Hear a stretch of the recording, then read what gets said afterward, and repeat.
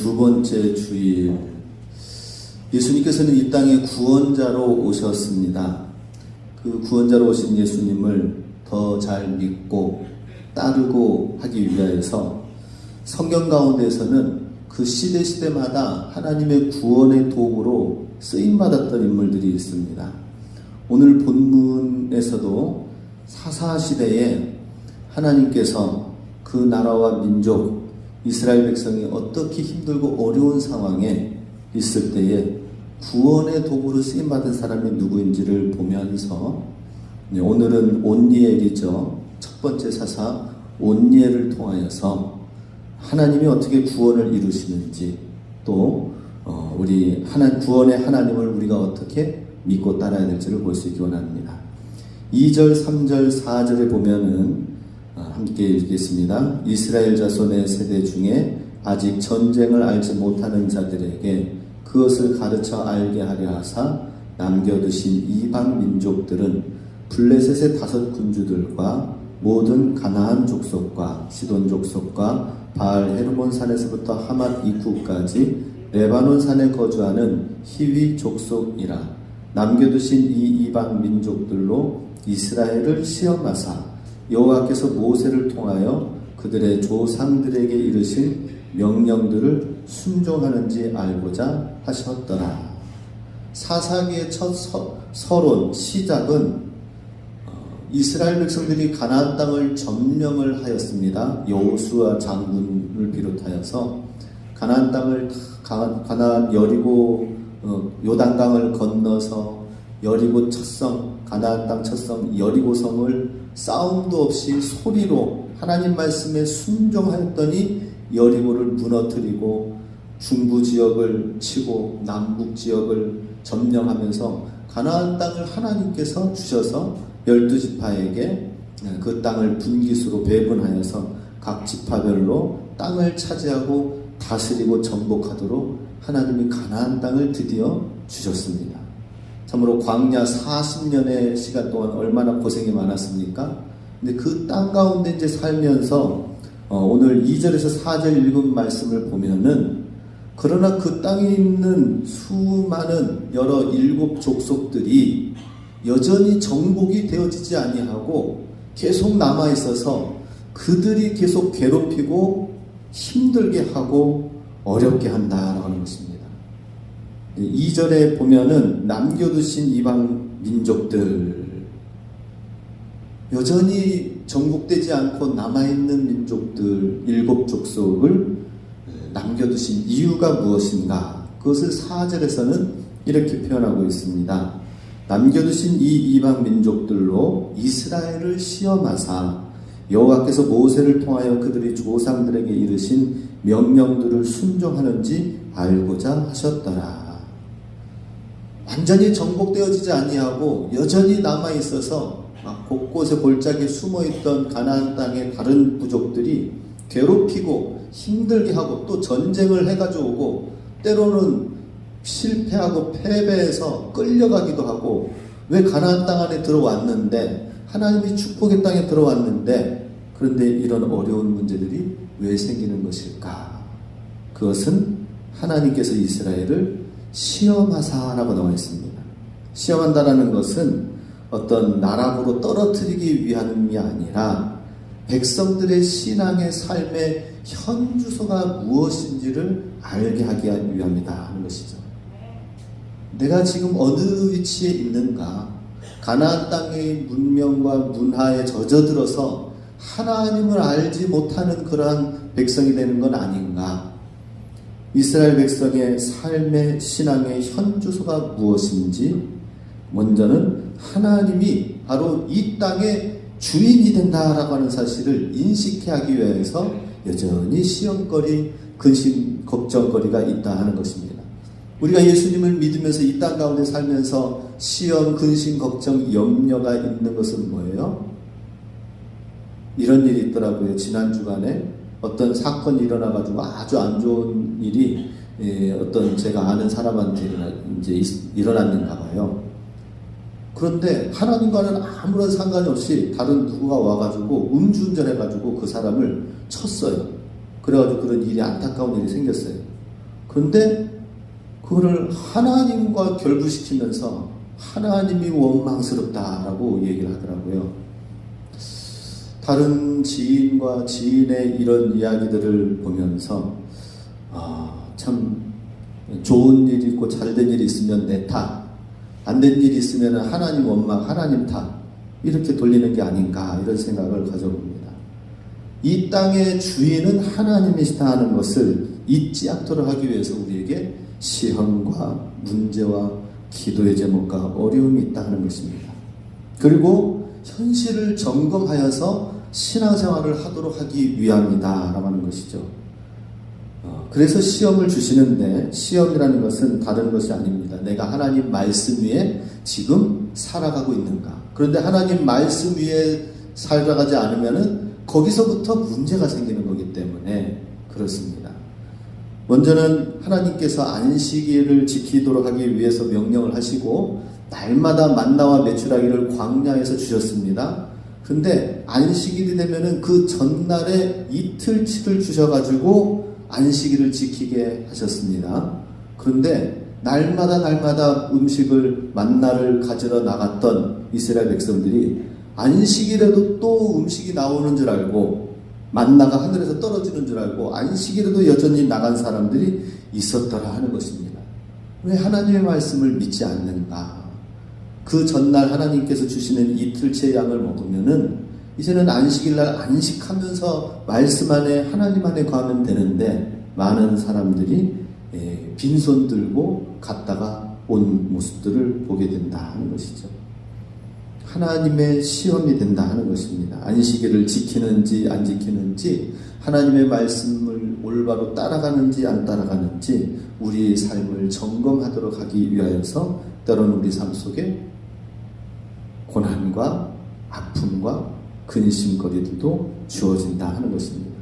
이것이 바로 가나안 땅에 남겨져 있는 7 족속이 괴롭히고 있는 모습들이다 하는 것입니다. 그것을 이제 한마디로 말해서 사사기 마지막 장 마지막 절 21장 25절에 이렇게 영적으로 진단을 하고 있습니다. 같이 있습니다. 그때에 이스라엘의 왕이 없으므로 사람이 각기 자기의 소견에 옳은 대로 행하였더라. 사사시대에 왕이 없음으로 인하여서 각자 자기의 소견대로 옳은 대로 행하였다. 이스라엘의 왕은 누구예요? 하나님이시죠. 하나님이 왕이신데 왕이신 하나님이 없음으로 인하여서 각자 자기의 생각대로 자기의 경험대로 자기의 소견대로 나아가는데 자기의 옳은 대로 하는데 그게 문제가 되고 어려움이 되고 그렇다는 것입니다. 오늘날에도 마찬가지입니다. 오늘날에도 우리가 살고 있는 이 시대는 하나님이 왕의 시대가 아닙니다. 그렇죠? 수많은 사람들을 보면은 요즘 시대를 우리 잘 알다시피 욜로 시대라고 합니다. 욜로.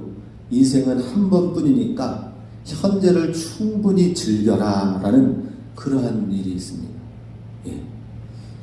욜로를 추구하는 사람들은 미래 다른 사람을 위하여 지금 자기 자신을 좀 포기하고 희생하는 것 이런 것이 아니라 지금 내가 나를 위하여서 나의 행복을 위하여서 투자하고 나의 행복을 위하여서 쓰는 것 이것이 가장 옳은 삶이다 라고 여기는 것 욜로 시대다 라고 하는 것입니다.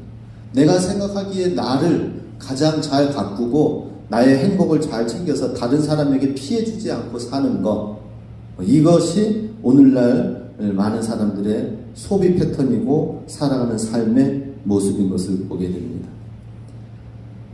그래서 탕진잼이라는 말이 있습니다. 소소하게 탕진해가며 사는 생활. 내가 살아가면서 즐거움을 조금씩만 크게 나쁜 일을 하지 아니하고 나에게 즐거운 일들 조금씩 누리며 살아가는 생활. 이건 뭐 잘못된 건 아니죠. 그런데 문제는 이것이 이러한 생각들이 굉장히 영적으로 볼 때는 하나님이 들어갈 삶이 되지 않는다는 것이죠. 하나님. 예전에는 배고프니까 하나님 앞에 교회에 나오고 문화와 문명이 떨어지니까 교회에 나오면은 뭐가 있으니까는 하고 그런데 요즘에는 각자의 집에 더 잘 꾸며놓고 더 행복하게 살으니까 뭐 교회에 나올 이유를 못 찾는 것입니다. 하나님을 믿어야 될 이유를 모르는 것입니다. 하나님 믿는 것보다 과학의 발달과 문명과 의학을 믿는 것이죠. 그런데 이런 욜로라든지 오늘날 많은 사람들이 자기의 행복만을 챙기면서 살아가는 그러한 삶은 사실은 철학적인 흐름에 보면은 니체라는 철학자가 이야기한 것이 지금 이제 오늘 시대에 이르게 된 것입니다. 니체는 1700, 1800년대에 살았던 사람인데 그때는 하나님을 믿었던 유럽의 기독교로 개신교의 기독교로 하나님을 잘 믿던 삶에 유럽에 부흥했던 기독교 부흥했던 시간들입니다. 그런데 이 니체라는 사람이 하나님에 대해서 반기를 드는 거예요. 이유는 무엇인가 봤더니 니체라는 사람은 어렸을 때에는 정말 작은 목사라고 하는 말을 들을 정도로 정말 열심히 교회를 다녔다고 합니다. 그런데 왜 하나님께 반기를 들고 하나님을 적대하는 사람이 되었는가? 그것은 어렸을 적에 아버지를 잃고 남동생을 잃고 옛날에는 그 여러 가지 병들이 많이 있었죠. 너무 쉽게 이런 일들이 많이 있었습니다. 그런데 이 니체라는 소년은 어렸을 적에 그런 것을 경험하면서 하나님께 간절히 기도했다고 합니다. 하나님 살려주세요, 도와주세요 했는데 그 기도의 응답이 되어지지 않았어요. 그러다 보니까 나중에는 하나님은 살아계시지 않는구나, 하나님은 없다, 그렇게 여겼던 것입니다. 나중에 철학자가 돼가지고 프랑스의 교수로 생활하면서 철학 발표를 한 것이 대표적인 게 신은 죽었다라는 것이죠. 신은 죽었다라는 것입니다. 그래서 니체를 갖다가 망치의 철학자라고 합니다. 지금 신이 어디 있냐? 죽었는데, 근데 살았다고 생각하는 사람들의 그 정신 나간 머리를 깨트리는 망치를 들고 다녀야 된다. 망치로 그들의 머리를 쳐야 된다 할 정도로 극악한 반대자가 되었던 것입니다. 대신 신은 죽었다라고 얘기하면서 그러면서 그가 한 얘기가 무엇이냐면 자기 행복, 자기 스스로가 자기가 초인이 되고 자기를 개발하여서 자기가 뛰어난 사람이 되도록 하라라고 하는 것이죠. 오늘날 말하자면은 불교도 그렇죠, 그죠? 불교도 나 자신을 극기하고 고통 가운데 있으면서 모든 고난과 고통을 극복해가지고 이겨나와서 초인회까지, 붓다해까지 이르는 것. 성불하십시오라고 이렇게 또 인사를 하잖아요. 부처가 되게 하는 것. 그런 모습이 바로 니체에서 나왔던 것입니다. 근데 그것이 바로 오늘 성경에서도 좀 전에 읽었던 것처럼 왕이 없으므로, 하나님이 왕이 없으므로 자기 소견에 오른 대로 사는 것. 자기 소견에 오른 대로 사는 삶을 한번 살아보시기 바랍니다. 어떤 결과를 가져올까요? 초인이 되어야 된다고 해가지고 글을 엄청나게 또 니체는 썼습니다. 그런데 많은 사람들한테 영광을 불어넣고 너 스스로는 훌륭한 존재다, 너 스스로를 초인이 되도록 하여서 너 스스로가 훌륭한 사람이 되라 하면서 막 하나님은 죽었다, 너가 스스로 신이 되어야 된다라고 하는 초인신 사상을 얘기했던 사람이 마지막에는 어떻게 최후를 맞이했는가, 참 안타깝습니다. 이탈리아의 한 광장에서 짐창에 비가 내려가지고 흙바닥에 짐창이 됐습니다. 그러니 이제 마차를 끄는데 말이 막 바퀴가 빠져가지고 수렁에 못 나가니까 마부가 말을 막 찌질로 해가지고는 막 가라고 합니다. 근데 그것을 옆에서 본 한 사람이 있었습니다. 중년의 남자가 와가지고 그 말을 때리지 말라고 그러면서 그 말에 목을 붙잡고 발작을 일으키는 것을 보면서 같이 말이 막 그거에 막 발작을 일으키는데 자기 자신도 같이 발작을 일으키면서 그러면서 마치 채찍 맞는 말이 자기 자신인 것처럼 여기면서 발작을 한 이후에 정신을 잃고 그 다음에는 정신병원에 가서 마지막 최후의 10여 년의 시간을 정신병원 생활을 하다가 마치게 되었다고 합니다. 자기가 왕이 되려고 하는 것, 내가 왕이 되려고 하는 삶의 모습, 니체의 모습을 통하여서 얼마나 정말 마음 가운데에 허무한 생각이 드는가 생각을 해봅니다. 우리도 이제 하나님의 왕 되신 하나님을 인정하는 삶이 얼마나 존귀한지 오늘 본문 말씀을 통해서 함께 보겠습니다. 먼저 우리는 코람데오의 신앙을 가져야 된다 하는 것입니다. 7절 말씀 같이 읽습니다. 이스라엘 자손이 여호와의 목전에 악을 행하여 자기들의 하나님 여호와를 잊어버리고 바알들과 아세라들을 섬긴지라. 이스라엘 자손이 하나님 앞에 악을 행하여서 자기들의 하나님을 잊어버리고 바알과 아세라들을 섬겼다라고 이야기하고 있습니다. 여호와의 목전에라고 나와 있죠. 여호와의 목전에. 그러니 하나님이 보시기에 너무나도 악한 일들이 하나님의 눈에는 다 보이는 것입니다. 하나님은 모든 사람의 동기까지도 살피시죠? 그죠? 예. 사람의 폐부까지도 다 살피십니다.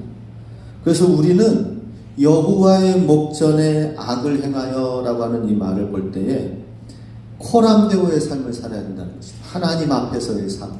하나님이 나를 지켜보고 계신다. 하나님께서 내가 힘들 때에도 아무도 알아주지 않지만 하나님은 나를 알으시고 또 내가 살아가는 데 있어서 나의 모든 생각과 말 하나도 다 하나님은 아시기 때문에 내가 말하는 것, 내가 생각하는 것, 이 모든 것이 다 어떻게 해야 돼요? 하나님 앞에서 말을 하고 하나님 앞에서 가장 순수한 동기를 가지고 우리가 살아야 된다 하는 것입니다. 그런데 유대 왕국 말기에 이러한 일이 에스겔서에 나오고 있는데요. 이스라엘의 70장로가 있습니다. 70인의 모세 다음에 장로들이 있죠. 이러한 리더들이 하나님의 성전 가운데 우상의 신전을 만들어 놓고 어두운 곳에서 제사를 지내면서 여호와께서 우리를 보고 계시지 아니한다. 이렇게 하면서 사람들은 보지 않으니까 악을 행한 모습들이 유다 왕국 말기에 있었던 것을 보게 됩니다. 자, 우리는 얼마나 이 땅 가운데 살면서 사람들은 눈에 보기에 좋은 것, 눈에 보기에 또 현란한 것 이런 걸 쫓아가죠.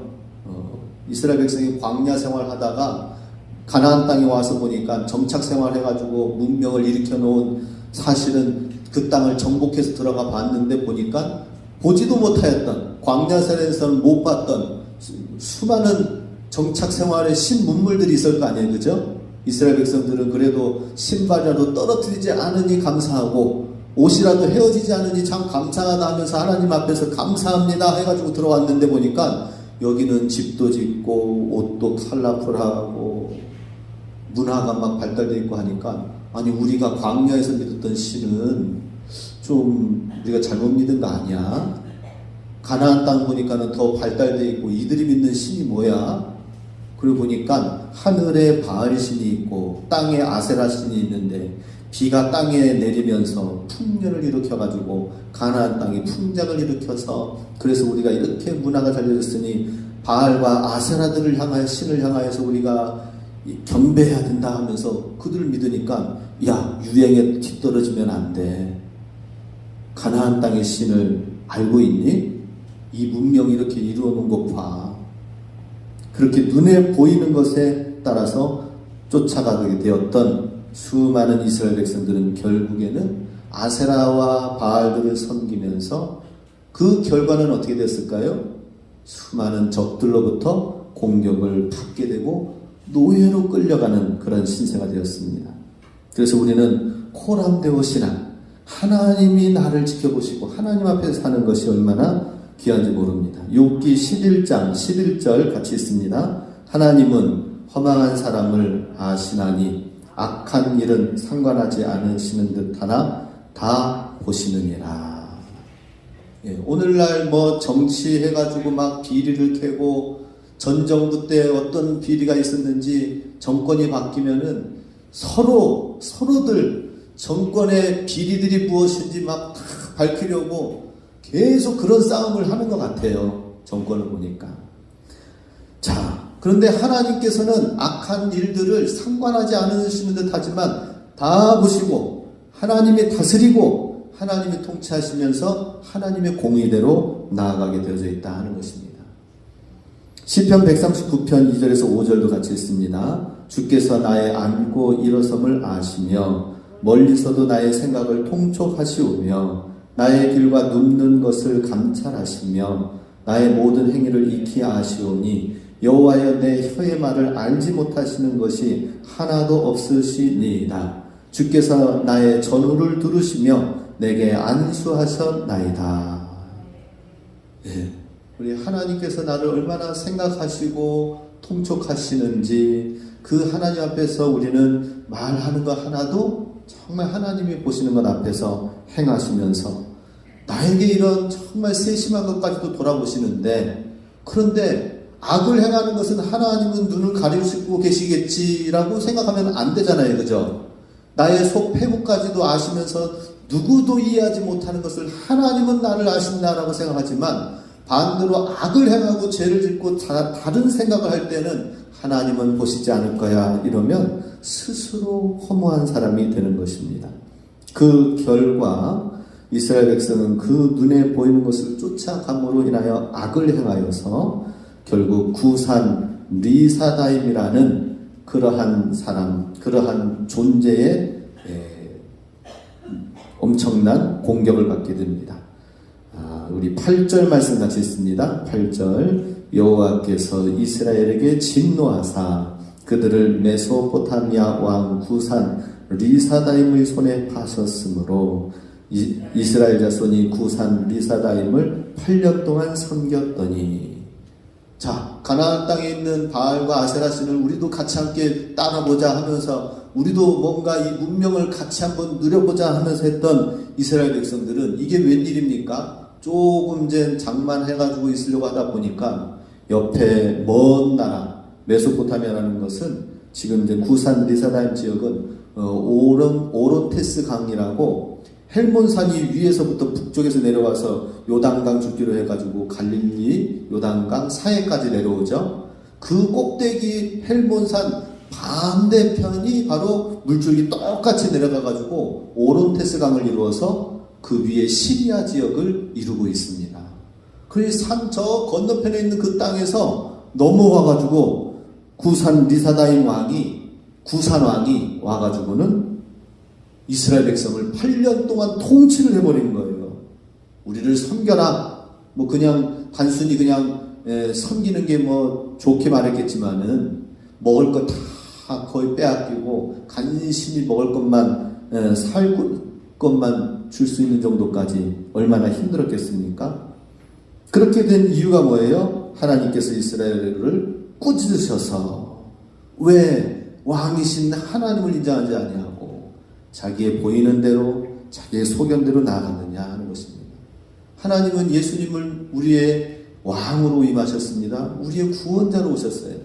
구원자이신 하나님을 참으로 왕으로 우리가 섬기는 그것이 구원의 삶이다라고 하는 것이죠. 이스라엘 백성도 지금 여기서 보여주고 계십니다. 왕이 없음으로 인하여 자기 소견대로 산 결과, 자기 소견 반대말은 뭘까요? 하나님 말씀대로라는 것이죠. 우리 하나님 말씀을 잘 알아야 됩니다. 하나님 말씀을 잘 알아야 돼요. 하나님 말씀 모르는 가운데에서 그냥 하나님만 생각하면은 잠시 잠깐 어린아이적 시절에 하나님 하면은 찾을 때 도와줄 수는 있지만, 그러나 계속해서 수렁에 빠지고 잘못된 사람 만나고 잘못된 일을 하는데 그 이유가 뭐예요? 하나님의 올바른 길, 말씀의 길을 모르기 때문에 자꾸 그런 문제들이 생긴다 하는 것이죠. 그래서 우리는 하나님의 주권을 인정하는 신앙을 가져야 된다 하는 것입니다. 지금 하나님이 나를 다스리고 하나님이 이 땅을 통치하신다라고 하는 것이죠. 그런데 지금 하나님을 인정하지 않으시니까, 하나님이 내 삶의 주인 되신다는 사실을 인정하지 않으니까 어때요? 산 저 멀리 꼭대기 반대편에 있는 나라 구산왕을 데려가지고 와가지고 통치하게 만드는 거예요.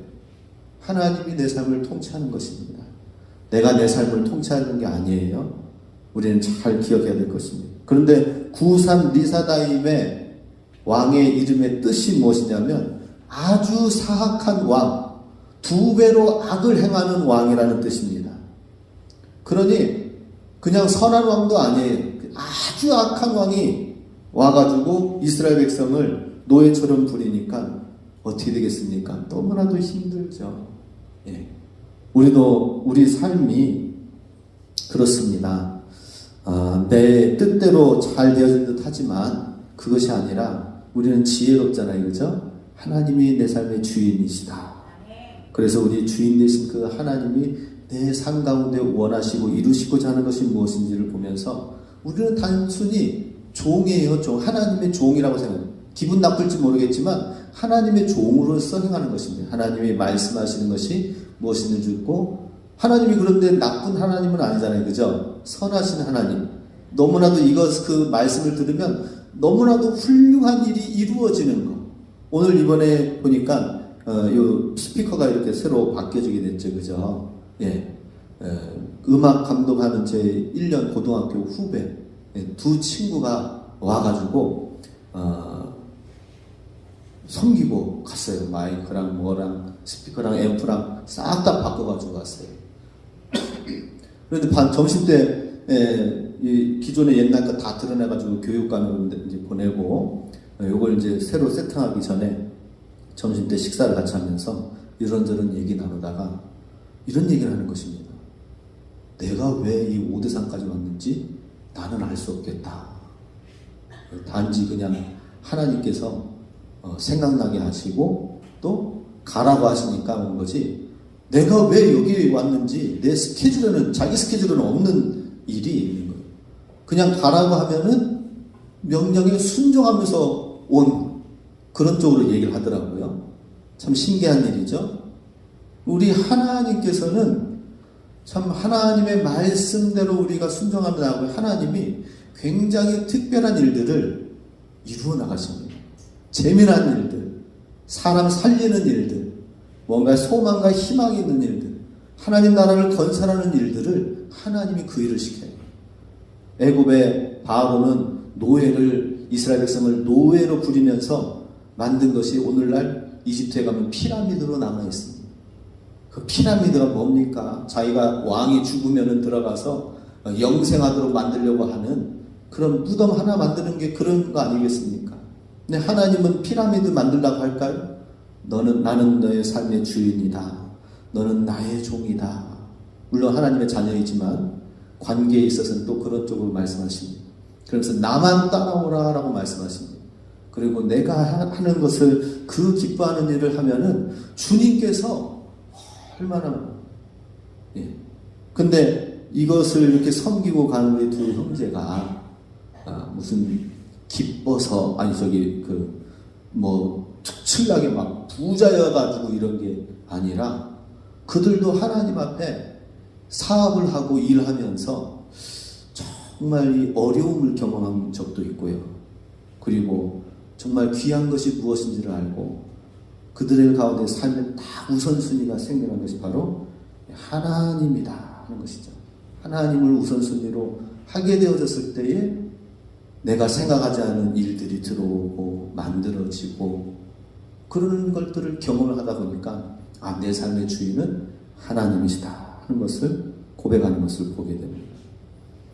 얼마나 멋진 하나님이십니까? 하나님은 우리를 구원하러 오셨는데 그냥 구원이 아니라 내 삶의 주인으로서 오셨다 하는 것입니다.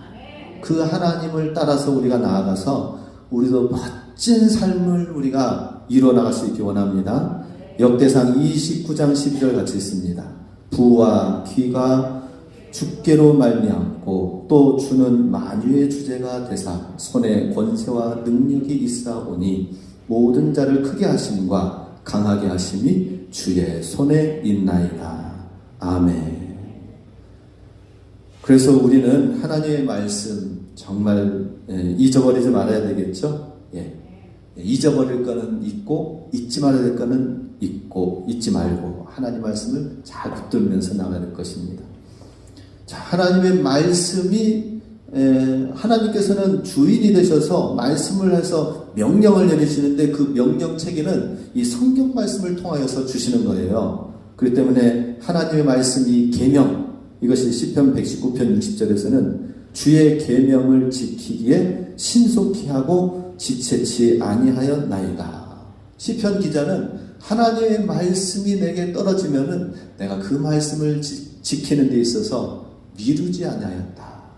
지체하지 아니하였다 하는 것입니다. 네, 알겠습니다. 주님이 기뻐하시는 일이라면 내가 예배하겠습니다.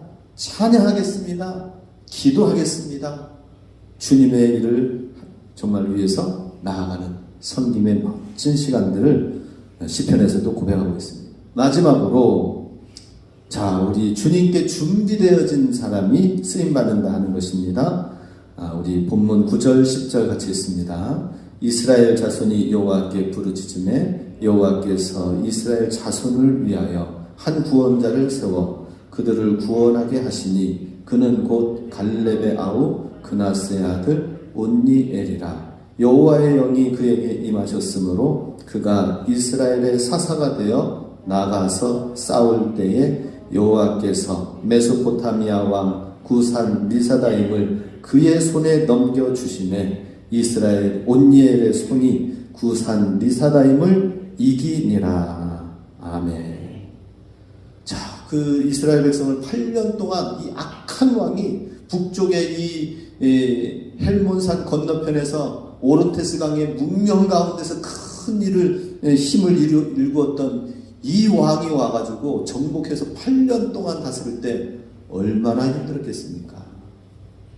그런데 이것을 끊고 구원하게 하신 인물이 있었는데 바로 온니엘이다 하는 것입니다. 온니엘이라는 것은 하나님은 나의 힘이시다라는 뜻입니다. 하나님은 나의 힘이시다. 엘이라는 것은 하나님이시죠. 하나님은 나의, 여호와는 나의 힘이시다라고 하는 것이에요. 그러니 지금 수많은 사람들이 가나안 땅에 바알신 아세라신을 따라가면서 새로운 유행을 쫓아가면서 나아가고 있을 때에 그때 아니야. 우리는 광야에서 초라해 보이는 듯한 그 하나님이지만 여전히 가나안 땅에서도 가나안 땅 내에서 하나님의 특별한 일이 이루어지고 하나님은 살아계셔서 하나님의 뜻이 분명히 더 높게 이루어지게 될 것이야. 이것을 알고 인정하면서 하나님은 나의 힘이시다. 이것을 굽히지 않았습니다. 이 온니엘을 누구라고 소개하고 있습니까? 갈렙의 아우 그나스의 아들. 그러니까 갈렙의 조카였죠. 조카이긴 한데 나중에는 다른 곳에서는 사위로 이제 나옵니다. 갈렙의 사위가 되었어요. 나중에는 갈렙의 사위가 되었습니다. 그렇다면 이 갈렙의 그 집안을 이루었는데 여호수아와 갈렙 하면은 어떤 인물입니까? 가나안 땅을 정복하는 데 있어서 그야말로 여호수아는 군대 장관으로서 모세 다음으로 이제는 1인자죠. 이 모든 일을 총책임하면서 1인자입니다. 그리고 갈렙은 광야 시절을 쫙 거치면서 같이 함께하면서 나도 1인자가 될래 하면서 반격하는 인물이 아니라 요 갈렙은 어떤 인물이에요? 여호수아 장군이 잘할 수 있도록 또 옆에서 서포트하고 지지해주고 그리고 이제는 85세가 되어진 갈렙이 아무도 저 헤브론 산지는 정복하려고 들려고 하지 않을 때에 이 산지를 내게 주소서 한 인물이 갈렙 아닙니까? 그죠? 그래서 가장 힘들다고 하는 남들이 꺼려하는 그 지역을 내가 가겠습니다. 나는 비록 나이가 들고 힘들지만은 그러나 어때요? 광야 가운데에서 하나님이 어떻게 일하신 것을 이미 경험하였기 때문에 나의 하나님이 함께 하신다면은 주님께서도 동일하게 승리의 방법이 있으시겠다 하는 것이죠. 그래서 다시 전쟁을 통하여서 일으키게 된 주인공의 가문이 갈렙이고 그의 조카가 바로 온니엘이었다 하는 것입니다. 그러니 이 온니엘은 40년간 광야에서 연단받고 또 주님께 쓰임받았던 모세처럼 또 여호수아가 준비되었던 그런 시간들이 있었던 것처럼 12제자들도 3년 동안 예수님과 함께 동행하면서 제자의 시간을 가졌던 것처럼 이 갈렙 그 밑에서 같이 싸울 때 같이 싸우면서 승리하였던 헤브론 산지의 승리에 갈렙은 나이가 있지만 그러나 실제 앞에서 용맹하게 싸웠던 이름이 바로 이제 온니엘이다 하는 것입니다. 자, 이렇게 해서 믿음의 귀한 가문 안에서 잘 준비되어진 온니엘이 이스라엘의 첫 번째 구원자가 되었다 하는 것을 보게 됩니다. 여호수아 15장 13절 보면은 여호와께서 여호수아에게 명령하신 대로 여호수아가 기럇 아르바 곧 헤브론을 유다 자손 중에서 분깃으로 여분네 아들 갈렙에게 주었으니 아르바는 안악의 아버지였더라. 갈렙에게 이 헤브론 지역을 주면서 그 땅을 같이 가장 어렵다고 하는 지역을 정복하고 뛰어들어서 했던 그 가운데에 갈렙과 이 온니엘은 하나님의 놀라운 승리를 가장 힘든 지역을 공격하면서 정복하면서 경험했습니다. 우리도 가장 힘들다고 하는 삶, 가장 힘들다고 하는 그런 상황들, 또 가장 힘든 환경들, 거기에서 하나님과 함께 동행하면서 승리하는 것을 우리가 경험하면은, 그러면은 다른 어떤 것들은 너무나도 쉬워요. 예.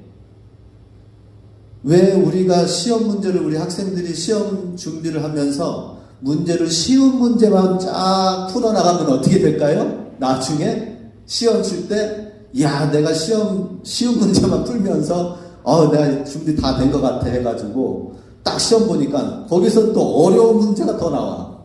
어떻게 된 거예요? 어려운 문제를 풀었어야 말이지. 쉬운 문제 풀고, 내가 이렇게 준비 잘 됐네? 이러면 안 되잖아요. 그죠? 예. 우리 근준이냐, 우리 금민이냐, 누가 얘기했던데. 내가 이거 준비할 때는 잘 됐는데, 이번엔 이상하게 시험이 어렵게 나왔어요. 그게 어려운 게 아니라 더 어려운 문제를 준비하고 풀어야 됩니다. 예? 자, 마찬가지로 그래서 이상하다 그러면서 막 어렵다고 했는데 그냥 어려운 게 아니라 어려운 문제를 풀고 준비를 해야 되는 것입니다. 지금 우리가 때로는 어려운 문제를 경험하는 것은 뭐예요? 어려운 문제를 지금 풀면서 준비되어지는 것입니다.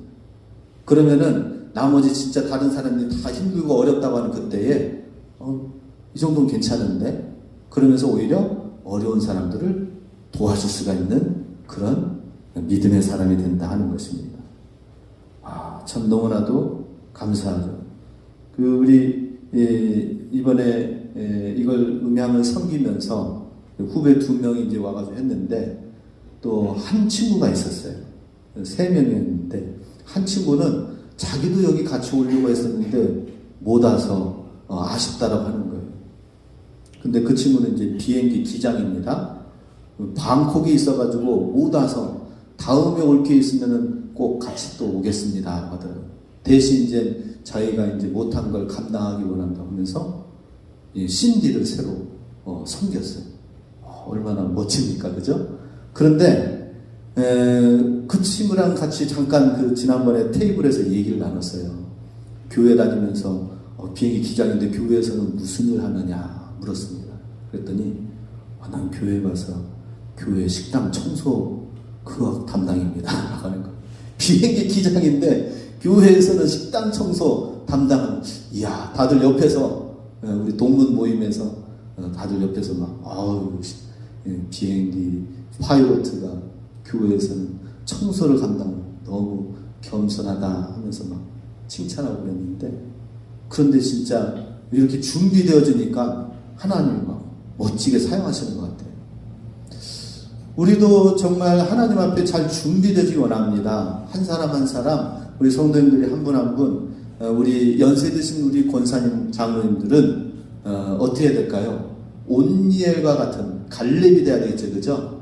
내 집안에 이런 온니엘과 같은 믿음의 자녀, 하나님께 쓰임 받는 온니엘을, 그러려면은 나의 믿음이 전수되어야 됩니다. 나의 믿음이, 나의 기도가, 내 삶이 이렇게 하나님을 신실하게 믿는다라는 사실을 자녀들에게 보여줘야 그것이 첫 번째 사사 온니엘을 낳게 된 이유가 되었고요. 또 우리 젊음의 귀한 일꾼들이 많이 세워져서 온니엘처럼 준비되어져서 하나님께 멋지게 쓰임받는 이 시대에 주님의 구원자의 용사들이 다 될 수 있기 원합니다. 자, 대인절 두 번째 주일, 예수님께서 왕으로 오셔서 우리를 구원하시기 위해서 구원자로 오셨습니다. 우리를 구원하신 주님의 그 사랑 앞에 우리는 이제 구원자의 파송받은 자로서 우리가 그와 같이 쓰임받아야 될 것입니다. 많은 사람들을 살리고, 많은 사람들을 세우고, 많은 사람들을 도와주고, 그 일에 우리 교회가, 우리 성도님들이 존귀하게 쓰여지기 원합니다. 그렇게 되어질 수 있도록 코람데오, 하나님 앞에서 살아가는 믿음, 여호와 하나님이 나의 삶의 주인 되시는 믿음 사시길 주의 이름으로 축복합니다. 네, 기도하겠습니다.